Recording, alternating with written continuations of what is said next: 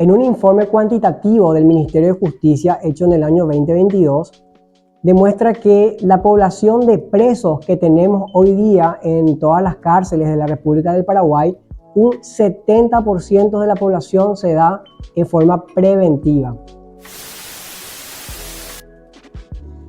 Hoy vamos a abordar la prisión preventiva en el proceso penal paraguayo. Hay tres elementos fundamentales que tenemos que entender de esta institución, y el primero sería que la prisión preventiva es una facultad que tiene el tribunal, no es una obligación a pedido fiscal, es una facultad que tiene que concederlo o no. Lo segundo que se tiene que entender es que es una medida estrictamente procesal y que es excepcional. Y lo tercero que hay que entender de esta institución es que esta herramienta se da simplemente para dos fines procesales.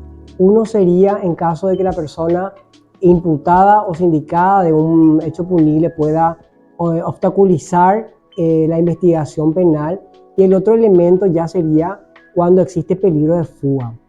Y para que se pueda constituir esta prisión preventiva tienen que incurrir ciertos elementos que son importantes. Ya hablamos de lo que son los peligros de fuga y de obstrucción de la justicia, pero estos tienen que incurrir conjuntamente con otros elementos que son de vital importancia. El primero a entender sería que tienen que existir elementos suficientes, tiene que existir la convicción de que existió un hecho punible y un hecho punible que tiene que ser grave. Y el segundo elemento, por un lado tenemos que tiene que existir un hecho punible grave, y el segundo punto sería que existan elementos suficientes para suponer de forma razonable que la persona sindicada como el hecho punible pueda estar en carácter de autor o de partícipe. El artículo 234 indica de medidas cautelares que solamente pueden proceder aquellas que están facultadas en este código. Tenemos en un grupo las medidas cautelares de carácter real y por el otro grupo tenemos las medidas cautelares de carácter personal como la prisión preventiva. La aplicación de este principio no faculta a que la prisión preventiva se puede dar durante todo el proceso, que es como ocurre en la práctica, sino que dentro de esa excepcionalidad se tiene que dar exclusivamente en función al tiempo absolutamente imprescindible para cubrir la necesidad de su aplicación. Y lo que habilita una prisión preventiva son estas dos categorías, que tenemos por un lado el peligro de fuga y por el segundo grupo tenemos el peligro de obstrucción a la justicia. El artículo 243 es el que se refiere al peligro de fuga, que lo que aporta son los elementos que tiene que valorar evidentemente el juez de garantía a la hora de otorgar o no. Entonces estos son elementos que tanto la Fiscalía al momento de pedir la prisión preventiva tendría que argumentar de forma razonable, porque es lo que exige el Código Penal. Y cuando hace referencia al peligro de la obstrucción de la justicia, el artículo 244 también va describiendo cuáles serían las conductas que el tribunal, que el juez de garantía tiene nuevamente que observar y que estos tienen que estar argumentados en el pedido del fiscal. El peligro de fuga, en el artículo 243. La falta de arraigo en el país es uno de los elementos constitutivos que pueden dar lugar a la solicitud de peligro de fuga, temiendo de que el imputado no se pueda sujetar justamente al proceso penal y posteriormente a una pena.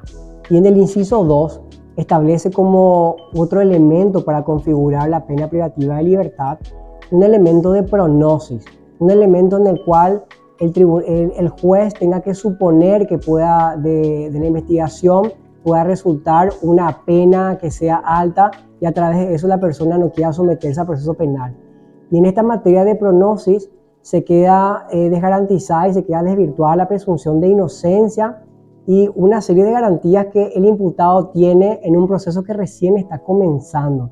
Y muchas veces es este artículo, este inciso 2, el cual faculta a todas las personas que están siendo investigadas en un proceso penal a ya estar recluidas en una penitenciaria por el hecho de que pueda tener una pena elevada y que por eso se pueda escapar y no someterse al proceso penal. El artículo 244 trae el segundo elemento cuando hace referencia a peligro de obstrucción a la investigación penal. Y esto es obligación del fiscal a la hora de hacer este pedido. Tiene que determinar cuál sería el acto procesal de investigación al cual el imputado podría incurrir en obstruir. Y a ese acto concreto y particular, de forma excepcional, es al cual se le debería de aplicar una prisión preventiva a modo simplemente de precautelar ese pequeño peligro de obstrucción. No se refiere en sí a todo el proceso. Y hoy día tenemos en la práctica que la prisión preventiva no es una medida excepcional como dice la ley que debería de ser, sino que es la regla. En un informe cuantitativo del Ministerio de Justicia hecho en el año 2022, demuestra que la población de presos que tenemos hoy día en todas las cárceles de la República del Paraguay, un 70% de la población se da en forma preventiva.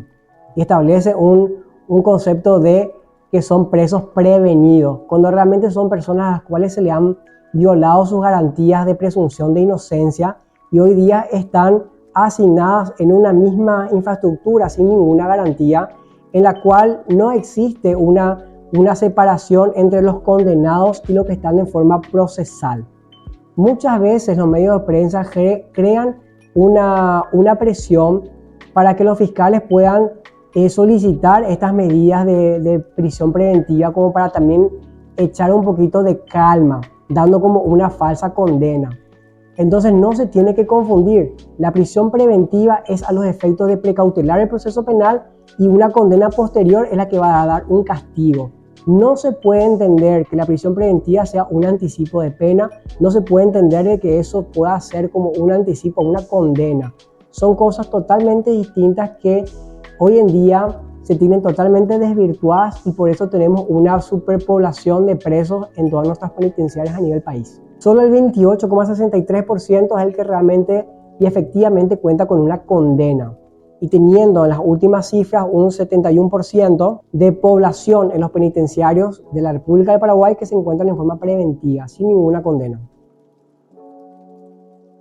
Hoy vamos a hablar sobre las conductas típicas que define el Código Penal en el proceso penal paraguayo. Para eso vamos a remitir